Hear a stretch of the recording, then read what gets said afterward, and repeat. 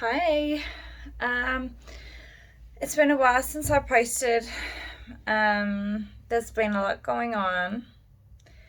Um, my Akathisia video got a lot more views than I thought it would.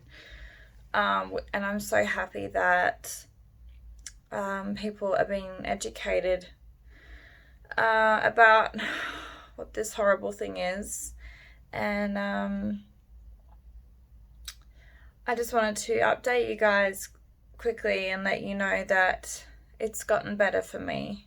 And I, after, I'd come off my antidepressants that caused the second bout of akathisia, I couldn't figure out why it was still happening and why I was still getting sicker and sicker in a lot of ways. And it finally hit me that what I was going through was benzo interdose withdrawal.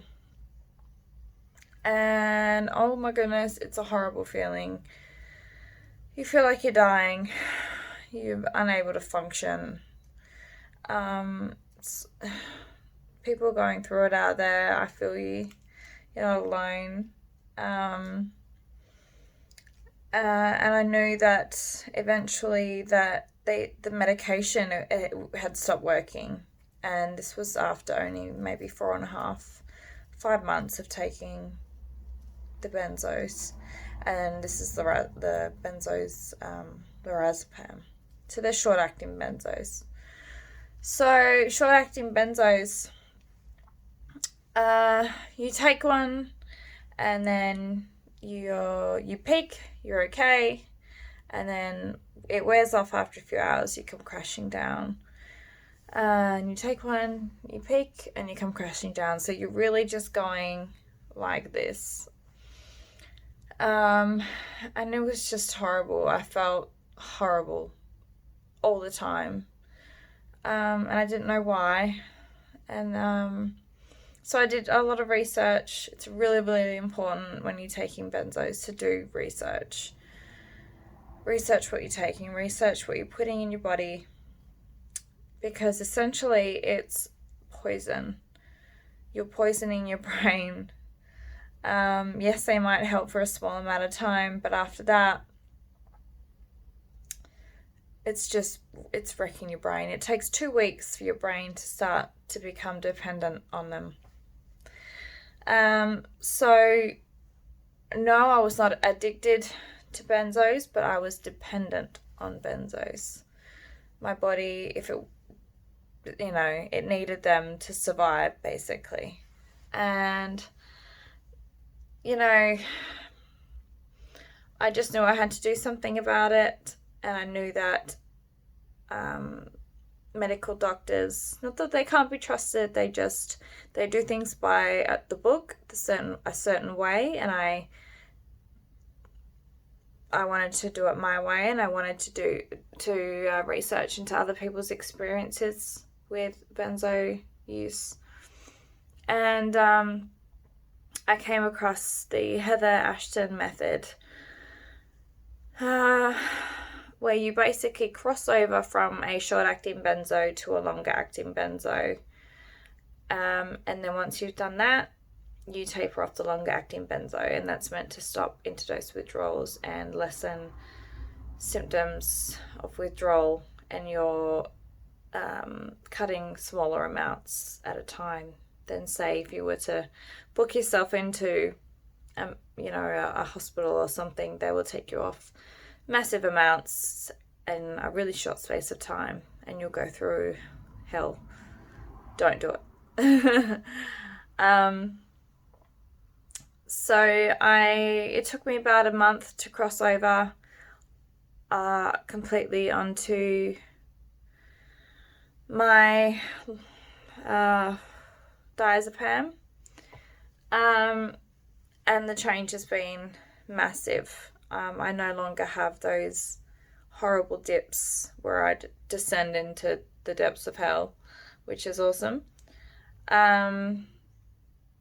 And now I'm slowly tapering off those 2.5 milligrams a week. That might be a lot to some, it might be nothing to some. It's just the way that I chose to do it. And it's working for me so far. So I did have a hiccup when I had fully crossed over onto the Valium. I was really, really tired, and I was losing my memory, doing a lot of silly things that meant, was my brain was just saying, what the heck is going on? I'm not dealing with it very well. Things like forgetting to put my handbrake on in my car, and my car would start rolling backwards. And, my brain was just fried from everything that's been given over the past however many months. So my doctor, doing the right thing, was like, oh, this is terrible, we need to drop you down. However, we dropped a lot. We dropped 10 milligrams in a day, and it felt like it nearly killed me. I was in bed for a week, writhing in just mental and physical agony and torment. I'd realised after the first day I'd made a huge mistake, and even though I went straight back up to my normal dose, it still took my body, my GABA receptors and everything, a long time to heal. When you go down into benzo withdrawal, it is a horrible, horrible place that nobody wants to be in. I can't stress enough how important it is to go slow. I was scared for my safety. That's why I agreed to make the drop. And I had no idea that it would be that bad, but it was. And it, being completely open and honest with you guys, I nearly lost my life. I was saved in a really miraculous way, which maybe I can do and talk about in another video. It's a bit of a trigger, point for people. Anyway, I'm keeping on with my taper. So tomorrow I'll be dropping another 2.5 milligrams, and I've got a while to go, but I'm happy to do it this way because I know it's safe. And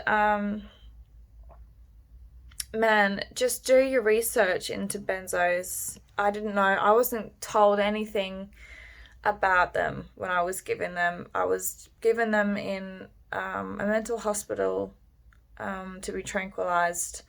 And then I was put home with them as well. And I just thought they were things you could take, and it was fine. I was told they were fine, they were harmless, but they are so harmless. They are so harmless. They rot your brain. They cause memory loss, brain fog. They make you depressed. They make you suicidal. They're really horrible when they stop working. They're great when they work, but when they stop working, they're really horrible. To anyone who's going through that out there, please look into different methods and find one that suits you to taper off this poison. I'm really doing well with this taper so far. I'm sure as I get to the last bits, it's going to be hard for me to make that huge jump to nothing and then try and survive on nothing. But, I hear testimony after testimony of people who have come off them who get to live their best lives. So don't, also, if you want support, there are support groups online. but be very careful with them, because there's a lot of horror stories on there, or people who they just, yeah, they don't take it very well, or they don't maybe do the right thing, and they tell everyone about it, and then you think it's going to be you, and it can terrify you. So what I do is I go on these support groups and I ask whatever questions I want to ask, and then I mute them, so I don't get pop-ups of people's questions or horror stories. I basically remove myself. If I need to go back on and ask a question, then I just unmute it and do that. But I've found that I've just doing my own research and watching people's stories on YouTube of how they, success stories of how they've done it, it makes you feel a lot better and gives you hope. Even though it's a long process, you're going to be okay. And you know, there needs to be so much more awareness about these drugs, especially in the medical community, because they're told what they're told.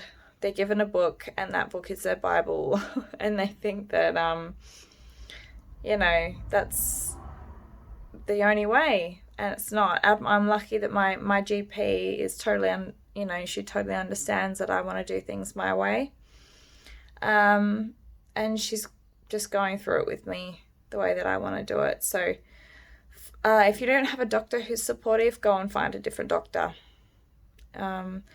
It's that simple, and keep going until you find one who knows what they're doing and is happy to work with you the way that you want to work. I'm also seeing a naturopath.